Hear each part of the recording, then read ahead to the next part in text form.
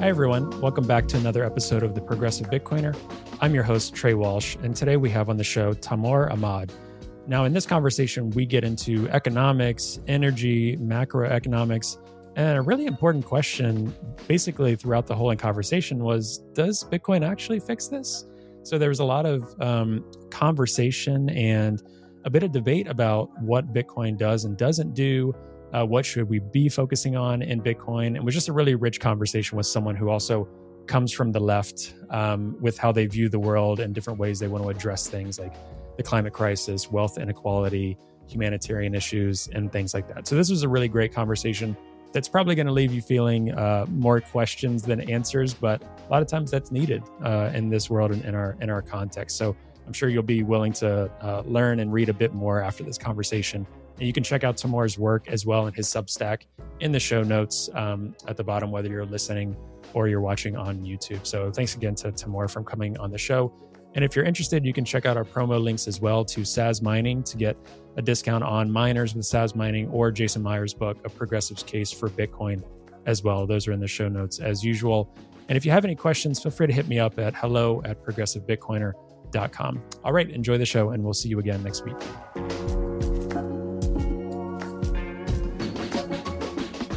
Hey, Taimur. Welcome to the Progressive Bitcoiner. How are you? I'm good. Thanks for having me. Yeah, absolutely. So I'm excited to get into this conversation. I think, as I was just saying, I think there's a number of different things we can jump into here in terms of your background, in terms of different conversations around Bitcoin, macro, global affairs, things like this. So really excited for this conversation, and I think this will be a good episode. But before we jump in too much, you want to give folks a little bit of your background for those who might not know you. Yeah, sure. I'm originally from Pakistan, been in the US for the past few years. I just finished a graduate degree at Stanford, where I was focusing on international policy, specifically on energy systems, electricity markets, climate change, stuff like that. Before that, I have a background in economics. That's what my bachelor's was in. And I think over the years, I've just sort of explored the spaces between heterodox economics, climate change, ecological economics, that sort of space. And that sort of led me to be interested in various types of topics, whether it's around money or energy, climate, Bitcoin, stuff like that. And yeah, I think so my work has been trying to make sense of how these things can potentially come together and what the overlaps would be. Yeah, awesome. So congrats on that. So I didn't realize you had graduated. That's awesome. Congrats on that. Thank you.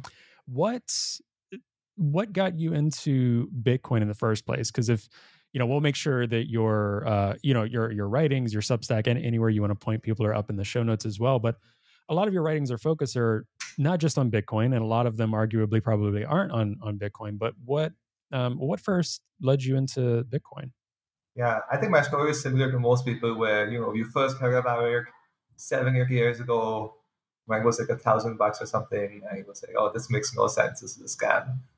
Sure, boring at that point. But then I think in 2020, just during the lockdowns, had some spare time on my hands, and I was also just interested in learning more about finance and equities and from an investment point of view more than anything. I think that's where Bitcoin first came into my purview. That, this is a very interesting investment opportunity. And being just a risk-averse person, I find it quite hard to invest in something if I don't understand what that thing is. So I know when I'm wrong. And so that initially started off the journey about, okay, I want to put my money in this and to understand what this is. And there was just so much content online. I think one of the first things I used was this open course with Gary Gensler at MIT. He went through the overview of the technology and what it means, and from a governance perspective, stuff like that. I think that's what got me interested. And then at the same time, which almost independently, I was also becoming more interested in money and finance and what money is, where it comes from. And so those two paths were intersecting. And then I think a year or two ago, the topic of clean energy, electricity systems, how they work, waste energy, stuff like that was also becoming of increasing interest to me. And then I found that intersection of the Bitcoin and Bitcoin mining and clean energy space. So, as at one point working in a startup in that space as well. I had a summer internship with a renewable energy Bitcoin miner based in the US. So I explored that area a bit as well. And so I just found it quite useful to explore the concept from different vantage points. And some I've sort of taken with me, some I've critiqued in many ways. And so I'm at that space now where, I like Bitcoin. I'm definitely not anti-Bitcoin, but I do critique some specific use cases of Bitcoin. Well, I mean, I was going to ask it at some point in the interview, but why don't we jump in? I mean, obviously, you know this, and many of the folks listening, our target audience here are progressives. Ideally, I'd like to see some folks that are curious about Bitcoin. Maybe they've heard about crypto, and then they see progressive and Bitcoin put together, and they're like, "Wait, that doesn't work." Or there's some skepticism already, right? I think right now a lot of the people that are listening are those, a lot of the audience still is like progressive Bitcoiners, which are a narrow subset of that. But as we grow and more, I think people might stumble into the conversation, right? Unfortunately, bear markets, bull markets, that's typically how these things go. But I would love to jump into some of the skepticism of use cases with you and maybe start our conversation there. So are there any main topics in terms of that skepticism? When you say that, what do you mean by that?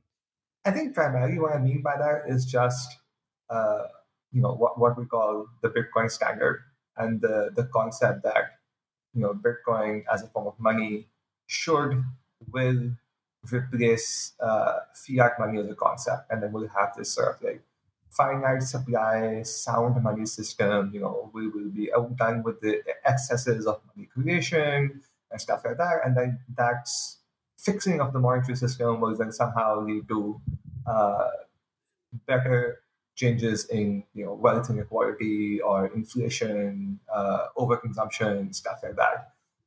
And I find skepticism of that in two specific points of the argument. One is, money, what that is, and whether Bitcoin should be money per se. And then the second would be, okay, what's the causality between fixing money and fixing other problems? And at times, I think the causality, in my view, is almost inverse because of what money is as like a social contract, a social relation, and stuff like that. And so that is my sort of fundamental skepticism. I think in summary would be to say that the challenges that we have as socio-political, economic, and I think trying to technologically sort of solve them or abstract away from the socio-political nature of those challenges doesn't seem to me like the most feasible strategy to reach the ends that we all agree on should be reached. So hence the progressive part I obviously agree with. So one thing you said in there that I don't know that it's necessarily controversial, but a lot of people that are into Bitcoin think Bitcoin is money. Which it is, and it is so many different things. It's a paradigm we've never had before. I think that's part of it too, or this technology we've never had in this particular way. So can you expand on that a little bit in terms of that use case? Because I think some people will be with you on, hey, we can have Bitcoin and we can have, fiat currencies. We can have, nation state currencies, all of these other things, right? But when you talk about Bitcoin and money, is that conflict as big as you're kind of suggesting that it is, in terms of maybe Bitcoin isn't money? What is kind of the ideal use case in your mind for Bitcoin, or what makes it really appealing to you? Yeah, I think there are many use cases, and I think it comes from two parts of how I see financial services in the monetary system. I think there are tons of financial services that Bitcoin can provide. So initially, I think my excitement around Bitcoin was about this notion of banking the unbanked. So people in the global south, people who don't have access to financial services, Bitcoin being an easy ramp-up way for them to be engaged in payment systems and stuff like that, right? Or having an asset they can hold, they can use, they can spend, stuff like that. And then obviously once that, and as that has gotten more and more established, then financial services, whether it's borrowing and lending or investments into different types of technologies on top of it, like the financial stack built on that layer becomes more and more attractive as well. So I genuinely think I'm fully on board with Bitcoin being one of the ways in which we expand access to financial services of people who don't have that in the current system. I think the secondary case is also comes from the fact that money is a hierarchy, right? Money is not never just one thing; it's always a hierarchy in terms of different currencies are more valuable than others. Bonds are in there, central bank reserves are in there, whatever. And I think as a part of that, Bitcoin can also be a useful monetary instrument rather than being money per se.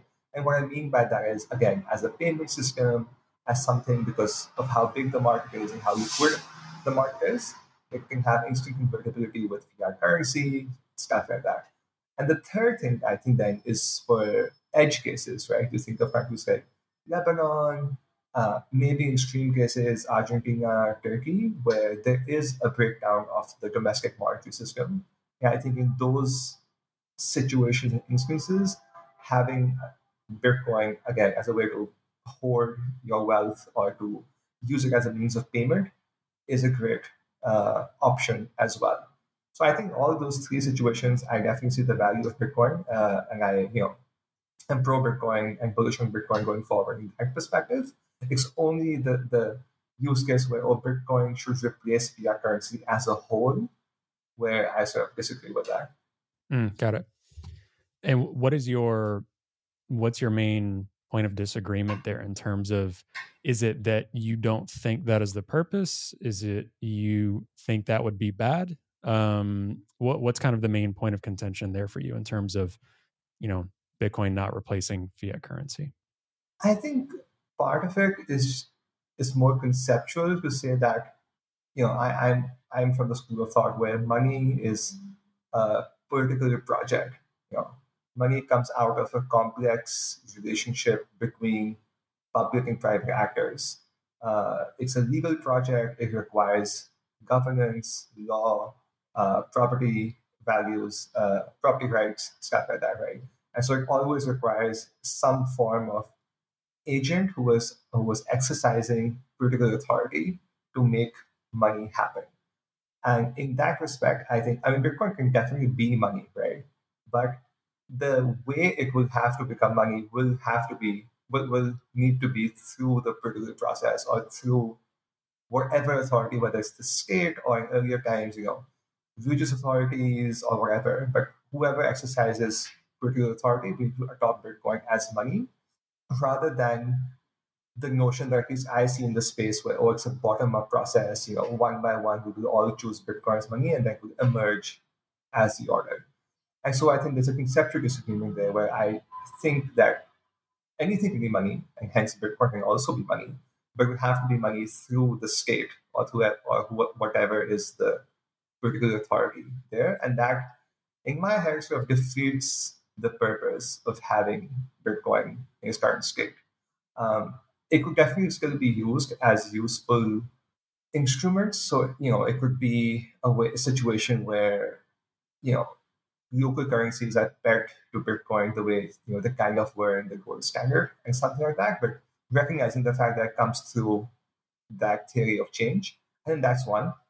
And the second one, I think, is more about me personally thinking that it would be bad in its current sort of form as well, because I just think that money needs to be something that's elastic, that can have supply that goes up and down in response to changes.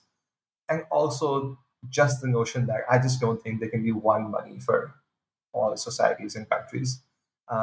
As in the point, money needs to be something that is localized, domestic, contextualized. And because it's something that comes out of social relations and the governance of that region, whatever the size of the region is, there needs to be somewhat flexibility there.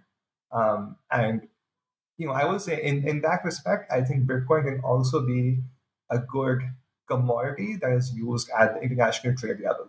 So you can have like a basket of currencies that you can use to settle international trade. The way people talk about gold, silver, stuff like that, I definitely think Bitcoin can be a part of that basket as well, but just not in the everyday use of money as a means of payment and exchange and borrowing and stuff like that. Do you see a potential use case of any type of like stable coin like project or money or anything like that, backed by Bitcoin, things like this, does that fall within that? I wouldn't call it a worldview, but what you're describing in terms of an effective currency, do you see a use case there in terms of, stable coins backed by Bitcoin or on Bitcoin or some sort of layer that incorporates Bitcoin into that type of stable instrument? I think it could. And I think the key for me is to not argue more about what the form of money should be, but for me, it's more about the process through which that money comes about. And so I think, there are use cases where a lower supply of money, or not lower, but a more finite supply of money, more sound money is useful. And then there are cases where more elastic money is useful. And it is about the context and the process through which that decision comes about, which is of more concern to me about, have we fixed the distribution of power in society? Have we fixed the ownership of the means of production? Have we fixed the incentive systems in society that have then created whatever money system that is, whether it's pure Bitcoin or stable coins on Bitcoin or Bitcoin and fiat or whatever that is? And I think that framing for me is more important in terms of, I don't think there's an ideal form of money for all times and places. I think it's more about the process and what has brought that money to become money. And I think viewing the current system that we have, about wealth inequality, overconsumption, all of those things, viewing the current fiat system as a creation of a specific economic and social ideology helps us understand where we are, more than just saying, oh, fiat as a concept leads to these things necessarily. And I think that distinction is quite critical, and needs to apply to Bitcoin as well, that Bitcoin could be used for good or bad purposes. A priori, you cannot say that, oh, Bitcoin through its nature leads to X, Y, or Z, because it doesn't. It's just a tool, it's a technology, all forms of money, commodities are. It's about the process and the incentives and ownership of resources, power, that stuff that defines whether the tool is used for good, progressive or unprogressive ends. You've said we're 16 minutes into the recording, and I'm like, there's a book in your head. There's so much here. There's a series we could make on what you just said. I mean, first and foremost, I think you're almost writing the title of this episode for me. It's almost like in my head I have like, does Bitcoin fix this ? Because controversial. What I've seen, and I've said that it's in many places before, but I'm relatively new to Bitcoin in terms of, I didn't really go down the rabbit hole until very early 2021 was when I really jumped in and just kind of dove head first into the space. So even since then, I've seen a bit more robust conversation about people maybe saying, Bitcoin can start to address the problems in this way, not just a blanket Bitcoin fixes this, right? I mean, there's some things that we say just as terms that are fun to loop people in, right? Yeah. But I think people are being a little more thoughtful about the ways in which they're saying that. And a lot of what you brought up, one of my biggest concerns still, and Margot and I talked a little bit about this on her episode, and she brought up degrowth, which I know you have thoughts on as well. Income inequality and things like this, like a deeply in the U.S., something that I think progressives and those on the left think quite a bit about.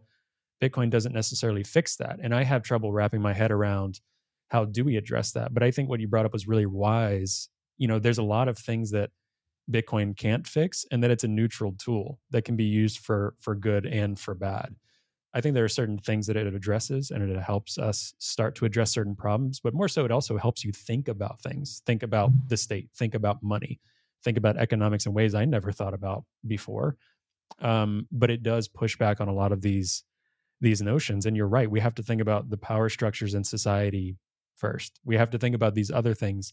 It's not going to magically go away on a Bitcoin standard. I want to pull a little bit too on something you brought up in terms of, you don't think it would kind of defeat the purpose of Bitcoin. I think I'm hearing you right when you say, like, if it were to go through a political process, right? Where, let's say, I don't want to put words in your mouth, but let's say like the US, like tomorrow was like, okay, Bitcoin standard, that's our money. They did El Salvador, but on steroids. And like, this is it.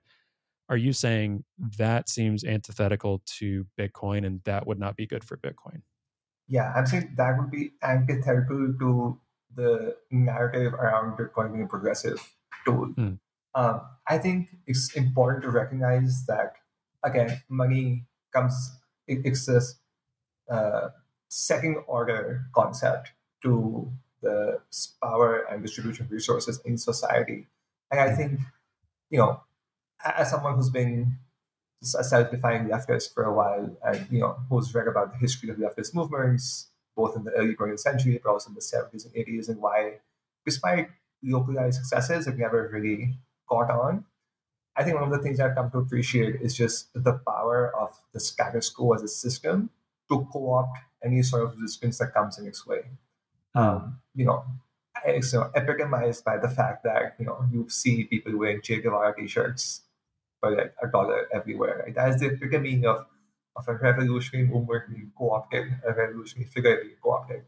And I think that sort of understanding is what I apply to Bitcoin as well, if it gets adopted through the status quo, which is that there's no technology, no tool that is strong enough or even just built in and of itself to defeat that power structure. And so, yes, adoption of Bitcoin through the status quo would be antithetical to that. If Bitcoin gets adopted through a different structure, right? If that structure is unraveled and whatever comes next, the social relations of whatever comes next requires something like Bitcoin, I would be fully for it, right? Again, going back to the fact that a priori it's very hard to say what the ideal money for a specific time and place would be. So yeah, I think that's important. I think it's important to recognize that whether it was commodity money 100, 200, 300 years ago, whether it was fiat money, they both forms of money who came out of political projects where the state or the elites were trying to impose their power on a system. The founding of the American state, the country is a part of that struggle where, the taxes and then the post-revolutionary, what do? We don't have any gold, silver in America. How do we pay our soldiers? Is an inherent part of that struggle to recognize that the US is trying to get away from British hegemony. And that's true everywhere. So I think that recognition, as you said, is important, where the means define the end, so to say. The end is not predefined, and it's not just about once we get to Bitcoin adoption, it's over. It's about how we get to Bitcoin adoption that defines whether it's good or bad. Yeah, and I've been saying for a while, and mainly because I hear from others as well, that Bitcoin is a tool, right? Bitcoin is never the end. And when folks talk about Bitcoin as the end a lot, I think that affects mainstream adoption. That affects people actually understanding what the problems are. Never mind people actually like buying and owning it and reaping the personal benefits of it. But if we only talk about Bitcoin in these utopian ways with that as the end, of course, then people are skeptic about or not seeing the human benefits of this or the planetary benefits or whatever. As you were talking, I was pulling up I don't even know what to call it now, note, tweet, whatever, on X here. And Andrew Bailey tweeted today at the day of recording. He said, most public personalities, no matter their title, because you talked about status quo, right? So he said, most public personalities, no matter their title or purported profession, are in fact entertainers. Their job is not to inform or produce or lead, it is to attract attention. One of these truths I work hard to accept, and that helps me understand and be at peace with the world. Elon, entertainer. Trump, entertainer. American representatives and senators, nearly anyone with more than 250,000 Twitter followers, entertainers all. I simply do not expect these people to tell the truth or be otherwise useful. I accept this and breathe easy. So I know you were talking about systems, but you're also mentioning status quo. And I think, and again, I want to get as well to some of your thoughts on environmentalism, because I genuinely don't know, I think, what you would think. But talking about status quo, right? One of the things, and I think one of the reasons I got so interested in Bitcoin is because I was seeing the status quo year after year. I was seeing the political process in the US, definitely in other nation states, not working time and time again for bettering people's lives, bettering humans' lives. The same, I think, applies to environmentalist causes, right? We've seen a lot of protests and a lot of things, whether it's Occupy, environment, and some people would just argue straight out they've done nothing. Other people would argue, okay, they have done something. Here's the ripple effect. Here's how this conversation happened in this. But I think that's one of the reasons many of us are into Bitcoin, is because it might be able to start addressing some of these things in different and unique ways and use cases. Whether it's Bitcoin mining, whether it's different store value and different things like that, money transmission. But for you, speaking of status quo, I know you've had some different writings on the environmentalism. What are your thoughts on environmental protest? And we'll kind of get into some of your thoughts on Bitcoin mining and things like that. In terms of status quo, in terms of effective change there, and do you see Bitcoin intertwining with this? Yeah, I think before that, the quote you just read and the part about entertainers resonates a lot, because I think one of the first times where I started questioning my own support of Bitcoin, and I'm just going to call him out here, but I think when Michael Saylor became like the face of Bitcoin adoption, I was like, really? Like, the guy is a multi-millionaire. He hoards, I don't know, 1, 2, 3% of supply, some just number like that. And yet somehow he is going to be a part of this decentralized, progressive, whether in a libertarian perspective or not, movement that's going to free us from corporate interests and profiteering and whatever. That just seems antithetical to the mission of the movement itself, to have these, as you said, people with millions of followers, entertainers, rich people in so many ways, become the intellectual thought leaders of a movement. I mean, it's a bit confusing to me how that has gone on over the past 2 or 3 years. Or when Elon was like, Tesla holds Bitcoin. That was the peak of it. Yeah, that was the peak of... Yeah, and that's not to mention, there's so many other conversations we can bring up, like BlackRock ETFs and all of this stuff in the US, right? I've questioned many, many times, I'm like, is Bitcoin even successful? Or is the point of Bitcoin to get outside of this small peer-to-peer network that it was at its inception? Did it, I'm not saying did it get too big, but in terms of like, truly peer-to-peer, decentralizing this, and then once you get these giant players in, and some people have the argument, which I totally understand, that for Bitcoin to succeed and to really benefit the world, whether it's Satoshi's vision or whether it was, I think Jameson Lopp actually tweeted recently as well, saying like most of the Bitcoin code is not Satoshi's anymore, right? The fact that Bitcoin has had so many evolutions since Satoshi. So that's one of the more brilliant things about it as well, is it's not like it is Satoshi's. It's open source. It's constantly been worked on since then. But once we get all of these players involved, are we getting too far away from the purpose already? But some people would say for it to actually work, it needs to be in everything. Governments need to be using it. Wall Street, you, me, it doesn't matter across the planet. And I, like, similar to you, the more big figures come in, the way companies come in, it definitely makes me pause at the very least. Yeah, I think there's a lot of, this is again a bit tangential, but I think there's a lot of overlap between how people see religion and religious movements and Bitcoin. And it's not to be the typical zealots or whatever, but in sociological terms almost, right? Religious people have this contradictory belief that somehow they are pure to what was there thousands of years ago, and also have adapted, and we have this figureheads and whatever at the same time, right? So yeah, it's this pure vision, supposed to fix everything, while somehow it's also adapting to modern day problems and challenges and changes. And you have these figureheads who are rich and famous, and this claim to say all the right things, and people sort of follow them, and it's just contradictory in so many ways. And I think Bitcoin has gone through a similar. And it's not just Bitcoin or religion. I think all socio-political movements go through this process of figureheads, and Marxism definitely has gone through the process of, did Marx actually say this 200 years ago? If not, then we can't be on board with this. While also saying that modern day environmental problems or financial problems require an adaptation of the original theory. Both cannot be true at the same time.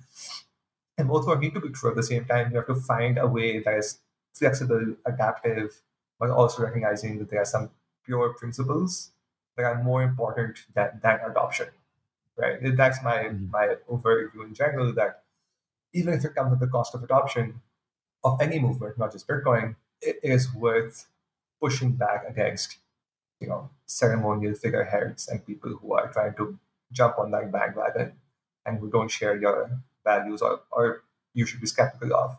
But just because it pushes your movement forward, it should not be accepted. Yeah, and I mean, it's similar mindset to me, but one of my least favorite concepts as well is the single issue voter with Bitcoin Oh yeah. in politics. Drives me nuts from day one when I've heard that, right? Because there's a lot of what's great about Bitcoin, like we cannot, and it's kind of ironic because, right, I'm running this progressive Bitcoiner podcast, but in the context of, I think there needs to be diversity of perspective and voices in the Bitcoin media landscape.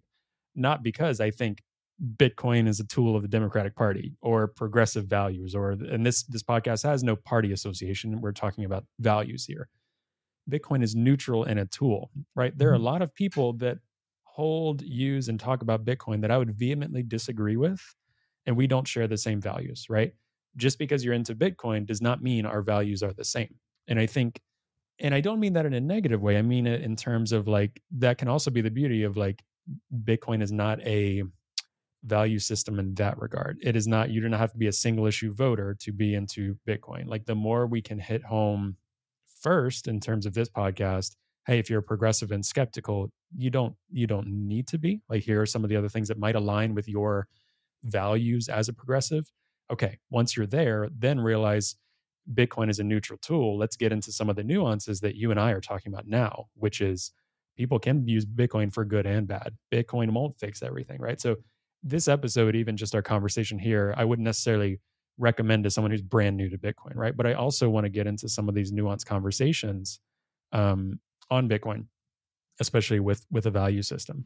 Hi, everyone. Hope you're enjoying the episode. Today's episode is brought to you by Bitbox. Now, Bitbox is a hardware wallet that's open source, incredibly secure and easy to use, and it's what I'm using to safely secure my Bitcoin in cold storage. Now, I know self-custodying Bitcoin can really be intimidating, but Bitbox is designed for ease of use without compromising on security. It's USB-C compatible and allows you to easily back up and restore your private keys with a micro SD card, which is really cool.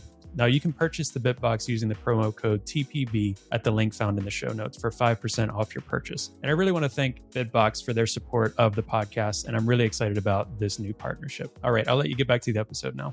Yeah, and that's right. I think people I've heard other people say what you just said as well, but then not extend it going forward by saying, the same applies to money as a concept, for example. Where you can have different values, different contexts, but then recognizing the fact that it's very hard to say from the onset what the ideal form of money is for all kinds of spaces, right?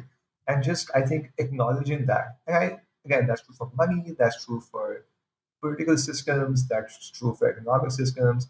It's very hard to just be like, oh, this is what humanity in this weird aggregate that we are should look like, right? And I would be the first one to say that leftist movements and Marxist movements have gone through the same struggle, which is to say, how can we apply this developed Western theory to underdeveloped non-Western countries? And there's been different versions of that, but just like those movements, Bitcoin also has to go through that process of understanding that money is a socio-political project, and because the socio-political dynamics and relations and history and context of each time and space is different, henceforth money has to be different, and that with Bitcoin, without Bitcoin, with Bitcoin in various forms of Bitcoin adoption, and so on and so forth.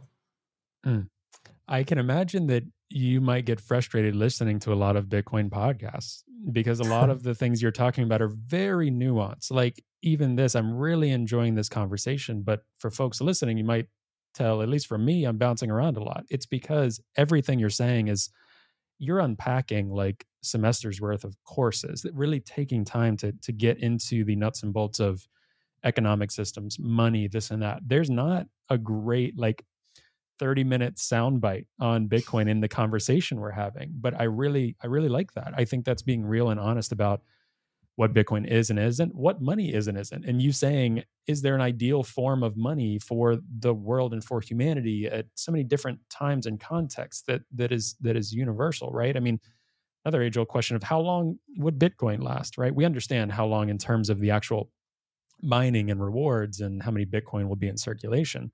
There's so many concepts. There's so many different things. What else will come up at different times in different places? And what will this look like? What will this look like interplanetary? All of these other things that I have no idea. Like I'm staring into a void with so many different things here with Bitcoin. And even just in this conversation as well. And I want to go back to, before I forget, one of the points you made saying, being kind of in this leftist camp or these views.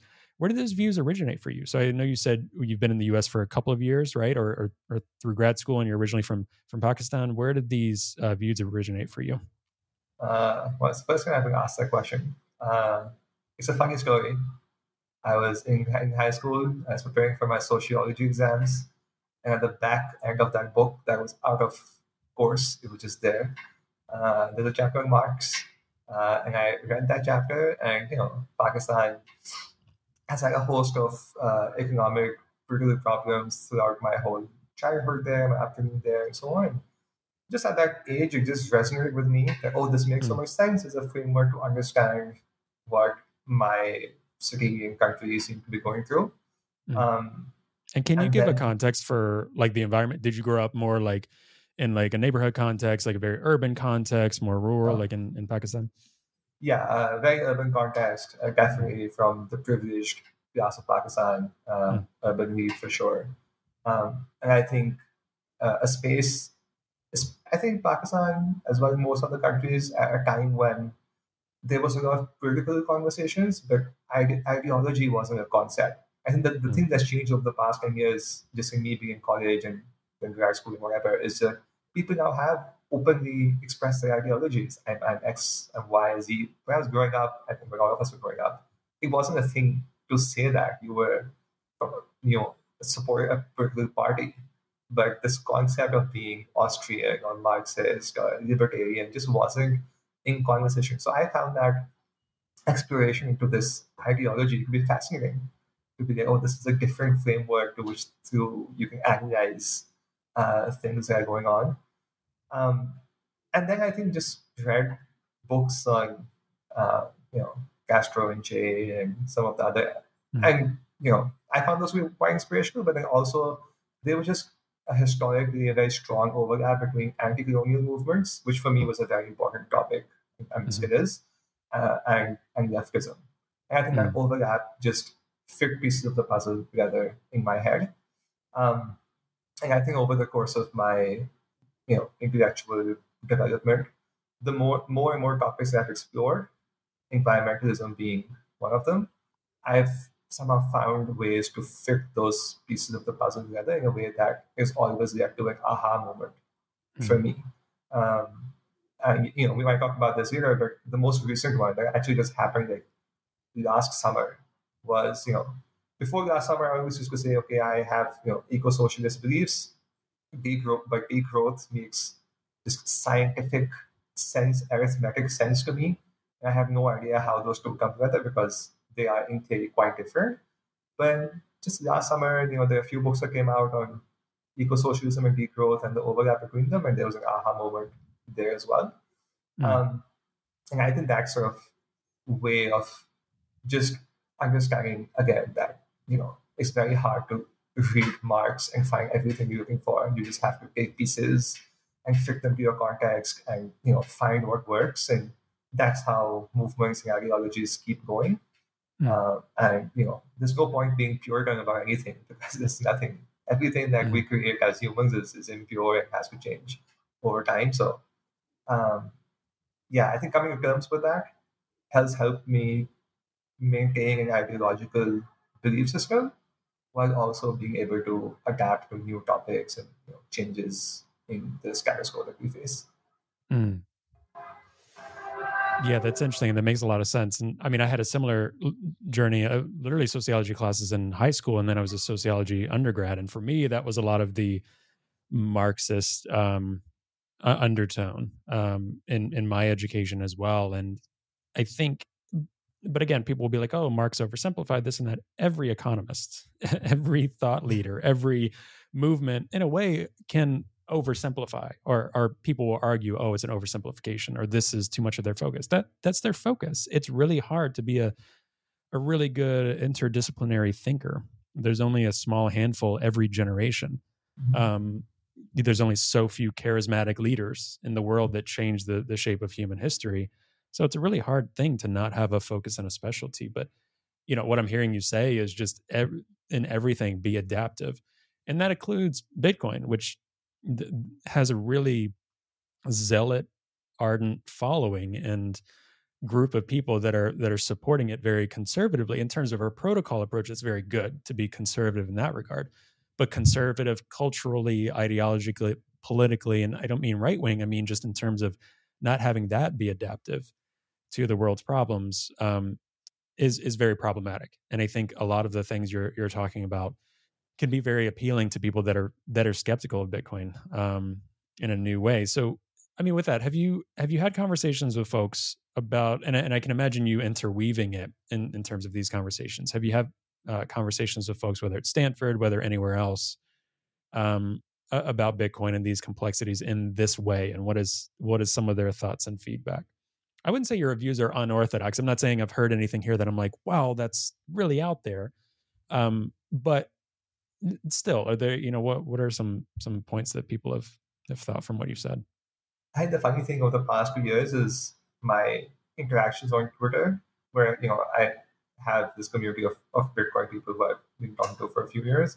There's always like, oh, this guy doesn't get Bitcoin, he's anti-Bitcoin or whatever. Mm-hmm. And then in the real world, people are like, oh, this guy is like a Bitcoin bro, he's like a crypto bro, whatever. Yeah. So it's been interesting trying to find those two. So you make no friends in any context in terms of Bitcoin, right? My real, my in-person friends at Stanford have always been like, why are you like this crypto bro person? I'm not like that. So it's been hard to balance those two together. I do think that over the past 2 years, especially in 2021 and early 2022, when the bull market was fully underway, I mean, the amount of shitcoin projects that I saw on Stanford campus was like appalling. That all kinds of DeFi projects being pitched and stuff like that. And that just made me more and more resolute about Bitcoin being a singular sort of special currency or cryptographic project in that perspective. And I think so my conversations there were more about, okay, Bitcoin is different in XYZ way and stuff like that. And I think, as you said, adoption and conversations are a function of price. And because price has been low and stagnant for the past year, it's been hard to have conversations with people. But also, I think the one thing that has changed is just over the past year, I think 2022 specifically and then 2023 have been the 2 years of, tail risk and panics. And there's been so much going on in the world. People don't really have the time or the mental capacity anymore to talk more about conceptual, existential things. So whether it's on the weather and climate side of things, or whether it's on financial crises, debt crises, inflation, shortages in the global south and stuff like that, people have become a lot more in tune with immediate crises that we're facing, and of course, rightly so, because they are the need of the hour. And I found that the space for conversation, some of these more conceptual topics, whether it's Bitcoin or just broader systemic change in general, has become smaller over time.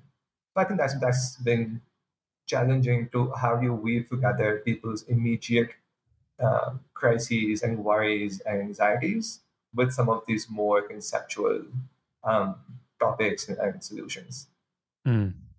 Is it easier as well? Because I know you have some thoughts and different things you've written as well, just about I mean, I hate this term because it acts as if there's a singular. It's kind of like when people say Africa, global South. There's so many different contexts for Bitcoin or for, state failure or for humanitarian crises, environmental crises. There's so many different contexts. But when you think about different participants in the global South or different communities that are using Bitcoin in a really, really peer-to-peer way or transitioning their wealth across state lines and different things like this, where in the US there just isn't a context for Bitcoin. Arguably you would say we don't need Bitcoin in so many ways, right? We have PayPal, we have people's bank accounts, we don't have hyperinflation. There's so many different things to where people are like, yeah, you crypto bro. And I get why they're still saying that to this day. And I hope there's not really a case where there's some societal meltdown and you're trying to grasp onto something that will hold any value so that you can live. Like I hope and don't see that occurring anytime soon, and hopefully not in our lifetime. But do you think those conversations are a little bit easier when you focus on specific projects and specific concepts or townships in South Africa that are focusing on this or anything like that beyond the conceptual conversations? Yeah, I think so. I think I sort of experienced that firsthand. At one point in 2022, a friend and I were working on this startup idea for Bitcoin mining and renewable energy microgrids in countries like Kenya. Mm-hmm. And just in pitching that idea, both to investors, but also just to explaining that to friends, I think it was a way that it made a lot more sense to people in specific contexts. So, okay, you don't need to worry about Bitcoin's issuance policy or whatever. You need to understand how, we can monetize waste energy through Bitcoin mining and how that can create a source of revenue for this, rural impoverished community in Kenya, for example. Or, there's this company whose name I've learned now in South Africa who use Bitcoin mining as a way to install solar panels for schools and hospitals and stuff like that. And I think those specific projects help people, disassociate their politics or their whatever their worldview is from a specific use case. And once you explain to them the mechanics of that use case, people are more willing to take a step forward. And I think in financial services, again, it's been similar, where I've personally heard projects from Nigeria and Kenya and somewhat I think in countries like India talk more about how can we create a payment system for people who have a smartphone, don't have a bank account and stuff like that. For a payment system for those people without the risk of censorship, because that is a big problem, obviously, where big things like M-Pesa or whatever are at risk of censorship from government action. And so how can we do that? How can we make it super easy for people? They don't, again, need to be concerned that much about the security of the network or the issuance policy or whatever. You just need to know that here's this thing, somewhat appreciates over value over time in your local currency, with volatility or whatever. You can easily send this back and forth with your friends, both in country and outside country. And I think at that level, I personally have just seen more people make a compelling case for Bitcoin adoption. I think that's also why I always say at the start of the conversation, as I did with this one, is that those are good use cases. I think they're contextualized, they're localized, the mechanics of those use cases makes a lot of sense.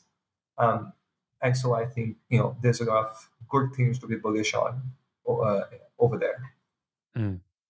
Do you might not have a strong opinion on this, but do you think there's any use cases or anything that's being pursued, whether it's in the US, you don't have to, I'm not saying specific people or specific companies, but where it seems like there's a lot of thought and intention being put into Bitcoin on certain issues or certain use cases where you think it's more of a waste of time, or maybe our energy should be focused in other places concerning Bitcoin? I will say that, yes. I think in terms of, again, people spending the energy in and intellectual capital how does Bitcoin replace fiat and what does that look like? To me, I think that there's so many other compelling use cases where the proof of concept is already there. Some of them have already scaled up. that require their effort. I know this is not to say, okay, there should not be diversity of thought, people should not be pitching different innovative ideas out there. But I think, I've been a part of this community in so many ways in terms of Twitter interactions or listening to all these podcasts and stuff like that. And my sense is that the focus is still on how do we replace the whole monetary system with Bitcoin and what does that do? I think that is still the central narrative that brings people to the space and holds them together versus some of these smaller side projects that people might think of, but they are driving real impact, have proof of concept. Um, and one potential counter argument someone might make here is that okay, we are talking about systemic change, and that's like a one size fits all type of situation. You know, the scale is so much bigger. Once we get to that level, things will be fixed. But I think as we were talking about in the first part of this conversation, there are just so many nuances there that get steamrolled in those conversations and never really get talked about. That I think the value add becomes marginally lesser versus the value add of this adoption. Censorship resistance, payment services, banking the unbanked type of stuff. Mm. So are your use cases still focused basically on monetary systems and value? I mean, there's all the other, layer twos, layer threes, there's all of the other use cases as, oh, it's a ledger and there's certain block space and we're renting block space, right? You're trying to get into that block space and anything can be put in there. Things can be wrapped, different content besides just money. Do you think there's any, I don't say value, but do you see that, or are you singularly focused when you're thinking about Bitcoin as, monetary transmission, store of value, interacting with global finance, maybe like you said, nation state payments and things like that. Do you see anything outside of that monetary system? I think at some point I was quite interested in, okay, what are some of the things that can be built on top of Bitcoin as a stack? But I think at some point, over the last few years, I just gave up on trying to develop strong perspectives on those. And I sort of doubled down on the dual focus areas of money and energy and the environment, and just really sort of getting to the nuances there because everyone's talking about them, everyone seems to have an opinion about them. So that's just been my focus area for the past few years. Yeah, I think I share that view as well, and I do want to jump into the environment stuff as well. And one thing that's top of my mind personally is being kind of historically from the left, focusing on this, the environment, climate change. This focus is a huge focus for me in terms of values, right? And one of the things that took me a while to figure out and understand how Bitcoin can kind of address some of these things, right? Bitcoin doesn't fix our climate and global warming and things like this, right? But also getting into Bitcoin, and maybe it's because I'm frustrated with the political process, but I've been more and more frustrated with environmental activists, obviously Greenpeace and things like that. And that's kind of a separate conversation. I think that's the influence. That's kind of back to the tweet of what Andrew was talking about, in my opinion. But I mean, there are quite a few global environmental activists who are really out there trying to bring awareness to this. They're doing talks in large theaters in London, in Paris, in New York, all over the place, right? And I'm really, really still at the point of questioning and wondering if that has or is doing anything, period. And if we need more, hate to say it from this leftist camp in a lot of ways, but like market-based solutions, companies doing product fits that actually start to address our climate crisis and the environment and things like that. Where do you fall in terms of thinking about activists and thinking about maybe some of the things that you've learned from Bitcoin in terms of the environment? Yeah, I think on the environment, the numerous ways to come at this. And the first way I would come at this is to say, scientists specifically and activists as well have been talking about this topic since the 70s and 80s for sure. With the first Limits of Growth publication, there's evidence now about Shell, Exxon scientists having knowledge about the effects of global warming in the 80s.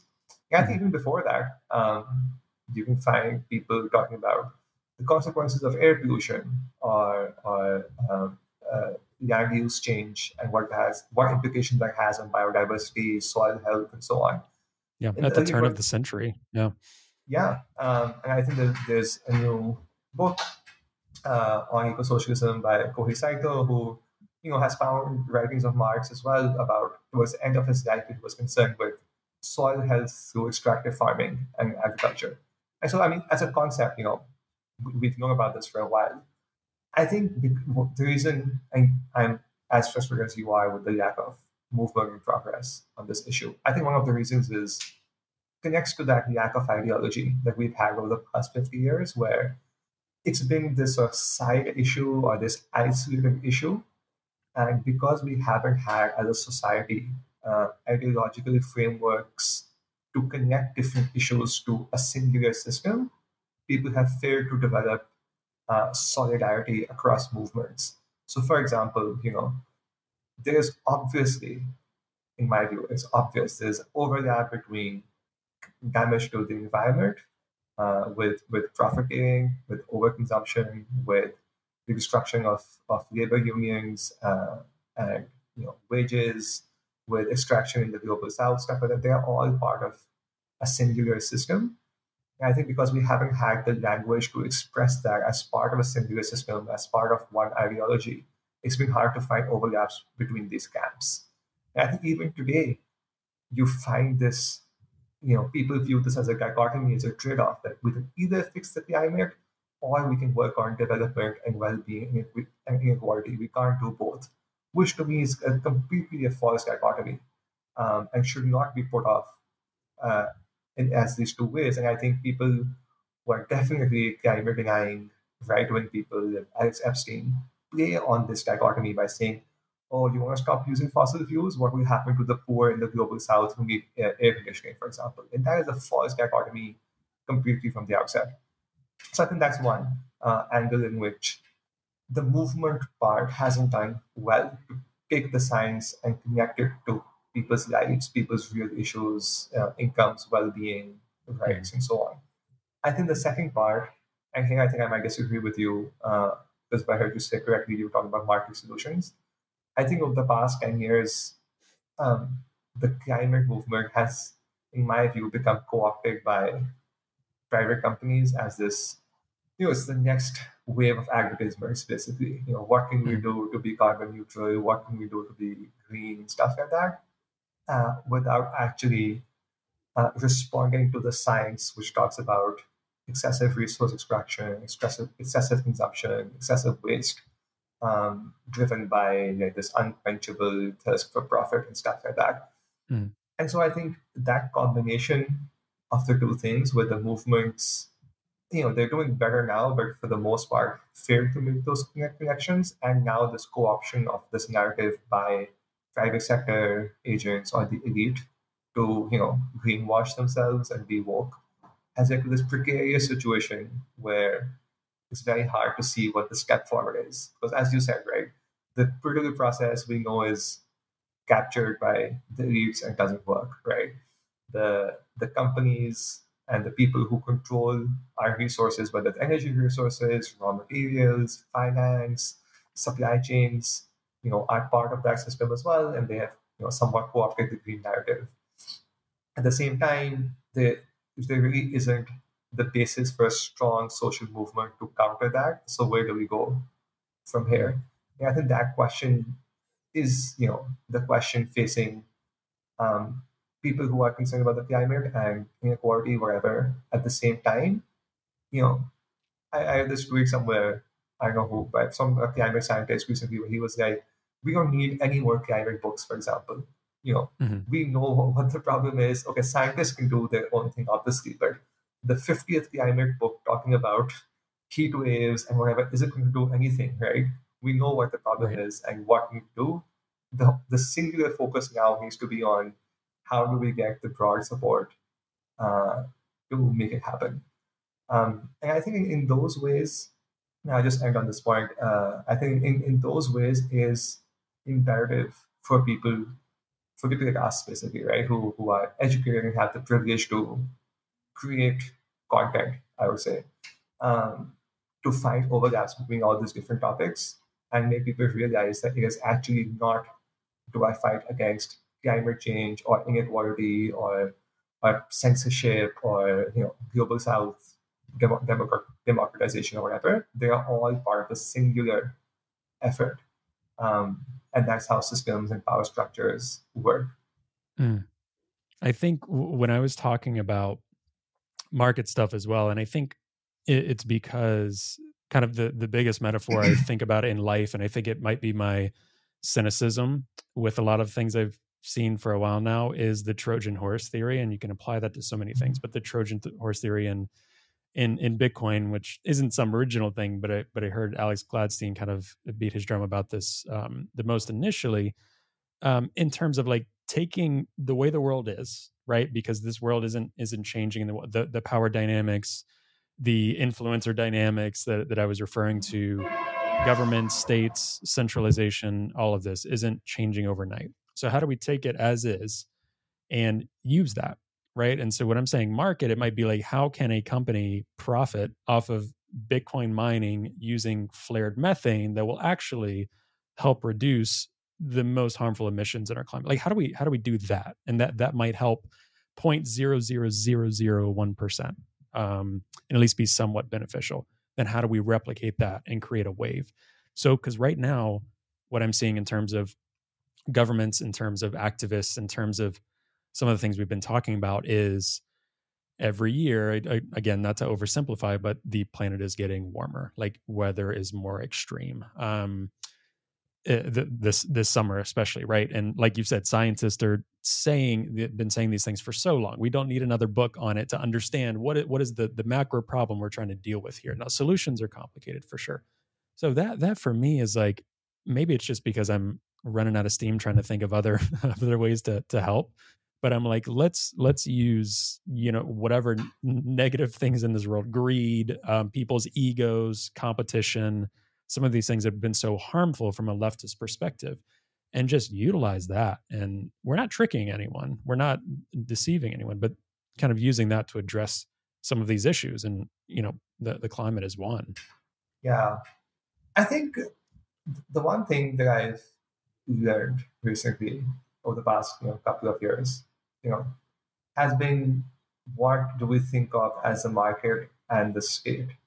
So I'm going to take a step back and become a little more conceptual here. But, as you will hear leftists say, and as I used to think until recently, markets are bad and states are obviously not good, but states can be good, and that should be the focus area for us moving forward. I think and this actually happened through exploring the topic of money and what money is and where it comes from.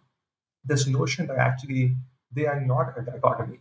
States and markets are this symbiotic relationship where one cannot resist without the other. And in some ways, states create the market, whatever market that may be, through property rights and contract law and money, right? And money comes out of money is the marketplace in and of itself, so it comes out of this process as well. And I think why that is important to mention in the environmental context is, again, we have this notion of, either the state, some people say, okay, the state needs to like nationalize everything, control production and consumption, and that's the way out of it. Other people, for different reasons, one of them being your reasoning, is we need to, move market forces in this direction through whatever means possible.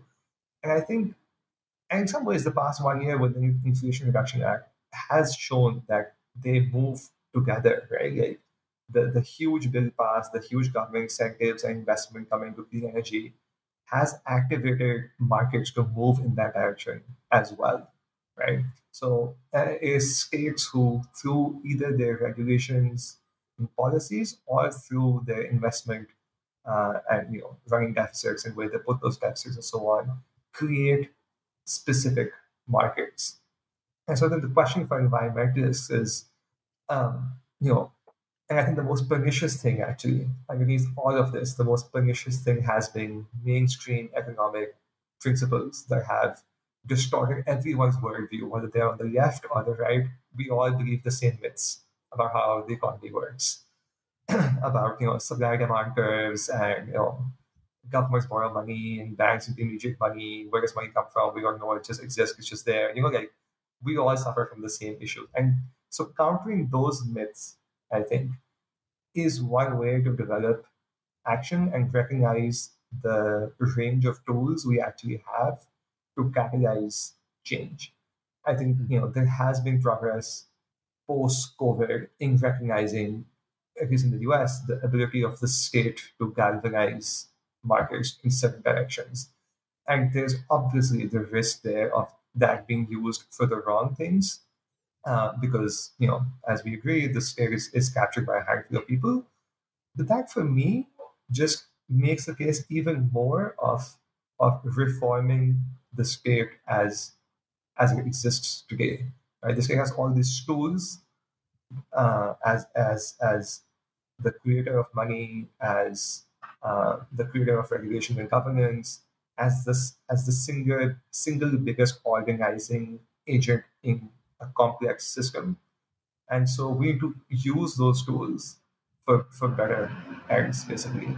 And that, I think, is a struggle that needs to be the focus area, and that will then also lead to changes in the money system and whatever. And this almost comes full circle to being maybe to achieve that end, to achieve the ends of this reformed state, we then have Bitcoin as money in different shapes and forms. And so this is coming full circle about the fact that the state is and always has been, and in different shapes and forms, obviously, is and always has been the organizing agent of a complex economy and society. And apart from the anarchist theory, I don't think there's a way to move beyond that directly. There's a way to maybe move beyond that once we have some of these immediate challenges, not hitting us in the face. But I've come to accept the fact that these challenges we face are so big and so pressing, and the system is so complex that it's hard to see how individual decentralized actions can create change at the scale and the speed that we need them to, and that we do need a better version of the state to use its organizing capabilities and power to make that happen. Mm. Well, my next question is going to be, how do we reform the state? What does that look like? If you had a pitch for even what steps to take to do this? Because I don't think people oversimplify in Bitcoin, because some people do it for influence, audience capture, all of these things. And to be honest with you, I think it's blatantly clear who's doing that. And there are a large number of people doing that. And this crypto, politics, anywhere, it doesn't matter. It's the same phenomenon. But I think a lot of people might oversimplify because they're so desperate to find solutions to these problems. And if you can wrap it in a nice, neat box, or say this fixes this, or if we do this in 5 years, that's nice. If not, you can stay awake at night thinking, and it seems deeply philosophical. And for me, studying sociology early on left me very comfortable in this gray space with way more questions than answers forever, probably. But how do we start? Because you said reform the state. A lot of people would say we need to abolish it. We need to work in more of an anarchist movement, even from the left, especially from the left, right? Kind of thinking in that context. How do we begin what would reforming the state look like when you say that? Yeah, I think you're very right about the fact that some people, and I put myself in that camp, are very comfortable with having more questions than answers. I thrive on that sort of gray space because I think I personally sort of use that gray space to think like, oh, I'm not sure of what to do, so I'm just going to think about this. And that's obviously not going to change the world, right? The world will be changed through action and not through thought. So I think the need for heuristics to make it simple for people is the task at hand. And I think so the heuristic for reforming the state should be about the fact that what creates change, both what creates the injustice that exists today and hence will create a better world tomorrow, is who owns the real resources and the material resources that we need to survive. And I think reform the state can be simplified to the fact that the current version of the state creates a system where it protects and enables the few to control those resources.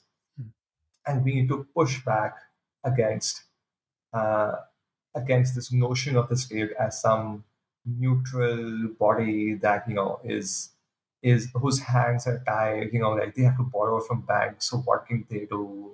They don't have money. They have to be benevolent to political donors and stuff like that because they don't have money for finance and stuff. I think recognizing and debunking some of the myths I was talking about a few minutes ago, recognizing the powers that the state has creates more of a direct link between the people and the state. To be like, we don't believe that you need to use all the excuses about, oh, we have to borrow money and do all this stuff from banks before making things happen. There's a direct theory of change here from people to the state. And I think reforming the state means putting pressure on governments at all levels, from local governments right up to the executive, about we don't buy any of these excuses anymore. They are myths. There's enough evidence, both empirically but also conceptually, that disproves these myths, and so we want direct action. I know direct action is this word that's used by civil society about doing things, but I think direct pushing the state to do direct action, the way they have done somewhat through the Inflation Reduction Act, although it's been countered by what I think the largest number of oil and gas drilling permits for any administration or something like that. Mhm. But recognizing the state has that power to do that, right? In both ways. And so, yeah, to simplify, I think reforming the state means not being constrained by those myths and seeing them as excuses, but putting pressure on the state to do direct action in some of these areas that we need them to do it is maybe the immediate way to do it. And then I think in general, across the world, I think the systems that we have in place, came into being for a specific socioeconomic ideology, and then those through both external pressure, by which I mean pressure from food, energy shortages, and stuff like that, and then also internal pressure uh, will naturally change. And I think the question is more about there is change coming. And I sort of believe this strongly, is that the window for change is here and it's opening up, and so change is coming. The question for us is, can we navigate those agents of change towards more progressive ends, or do we, as it was in the earlier 20th century, will those agents of change be used or co-opted by more fascist sort of tendencies? And I think recognizing that is quite important, that we almost don't need to bring about change. Change is already at our door. The question is which door or which side of the door it goes through. And last question on that thought, what do you think motivates people to address this change? Because again, and it's so hard to tie it to one context, but we'll say in the US context, right? There's not a ton of motivation at this point, right? In terms of, there is a lot of poverty in this country. There is a lot of hard things, right? But for the most part, most people are not engaged. Most people are not seeing things as problems. Or if they're seeing things as problems, they're believing in lies about what causes the problems, right? Or they're being told half truths, or they're getting upset about things and voting on things that actually won't improve their lives. It's ideologically driven. In the US, it's terrible and will only continue to get worse in this next political cycle. So I'm very weary of that. I'm very worried about that in the US context. I agree. I think a lot of people, step one, people can understand something's not right here. But step two is addressing that in that window for change, and which direction, even though it will never be that simple, but where are we headed? So for you, how do people get motivated? How can we motivate people to want to address it in the first place in a healthy way? Yeah, I think people get motivated through community. I think there's this economist myth, which is almost an enlightenment myth about this individual rational agent that gets motivated through being convinced irrationally about something. I think that myth has done so much damage to not just movements and the lack of movements now, but also to people and their psyche, their mental health. And I think that's why there's so much despair and anxiety, where, as you said, people recognize there's something wrong, but rather than that being a motivational factor, it becomes a source of anxiety and despair and depression. And I think that's because of individualism and people feeling alone, or this is only happening to me, or what can I do about it in the face of this massive system. I think the only way to motivate people is through movements, through communities, to making people to. And it's not just about, we say, oh, how do you connect a farmer in the Midwest to an urban poor in New York, for example, right? It's not just about making them both realize that both they are victims of the same system.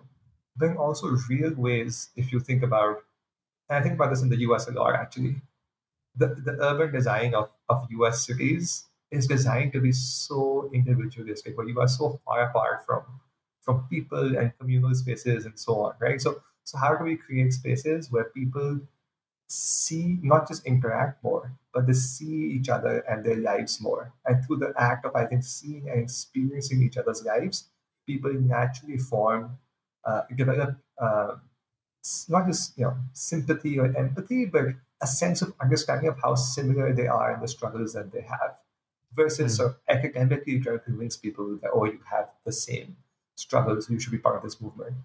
And I think academically people try whatever, and I think that's part of why things like Occupy and so on haven't really kicked off, even though they were obviously saying all the right things. But because in people's everyday lives, they don't have that source of community, or that source of recognizing that my neighbor has a different problem, I have a different problem, but we're talking about the same things as the source of our problems. What's up with that, stuff like that. I think that is the challenge about how do we create spaces for people to see and hear each other more, and create some sort of sense of hope and community and movement through that. Yeah, and my hope is that regardless of whether, in the context of Bitcoin, regardless of how much Bitcoin someone has, how much they get involved with it or researching it or this and that, that on its best day, that Bitcoin and those who talk about it and advocate for it talk about it in the way of community, talk about it in the way of, there's a lot of problems in this world and it doesn't have to be this way. It doesn't mean that Bitcoin fixes everything or fixes that specific thing, or that this is the answer, right? But it's starting with, these are some of the problems, but we can, we can build a community, we can talk together, we can advocate, we can push, we can use these inalienable rights, we can use a lot of these things in the context of the US, but many nations, to bring about change. And I think reminding people of that, because even as you were saying that, like, I know this, but even as you just said that, I left feeling a little bit more hopeful than I did 5 minutes ago about this. And I know what you're saying, and I get it. And maybe it's because I'm spending too much time staring at certain things that are problems. Because again, I joke like I'm always like an amateur sociologist, but really thought I was going to kind of build that into a PhD before I went in a different direction with nonprofits. But got really good at studying and identifying problems, and still that kind of carries with me to this day. I really like looking at problems, identifying problems, but solutions, I'm like, you might want to ask someone else. I'm not sure I'll be here to point out the problem. Not really. I think I'm getting a little bit better on that. But for me, Bitcoin has created a bit more optimism, right? Not because of like Bitcoin itself, but I think also the other things it's illuminated or introduced me to other communities and ways they're doing things around the world. And I think that's really cool. But I think I agree with you with what you're saying. Finding that community is really hard. And I think people have to be really intentional about it for that to happen, though. Yeah. I think on the Bitcoin part, I will say, in that essay series I wrote for Bitcoin Magazine last year, I mean, it was like a very, very long critique of Bitcoin. But the first few paragraphs were acknowledging the fact that the Bitcoin community has done something which I think is quite exceptional, which is create this sense of shared values, at least in the first principle sense, right? On other social issues, as we said, we disagree with so many Bitcoiners. Sure, but yep. In those first principles, and the notion of just like, okay, we're occupying this space, even though it's, used to be a digital space, and now there's so many of these physical spaces where we can meet up and talk about these topics. But just the act of doing that has created this window for people who did not think about money or the state or whatever, or banks and stuff like that. It's created that window of opportunity for people to do that and to think about it. And I critique the solutions they reach and the analysis that they might have, but the act of doing that itself, I think, has been quite exceptional and inspirational. And I think that's why I just haven't given up on the communities. I still engage with it because I think they ask all the right questions.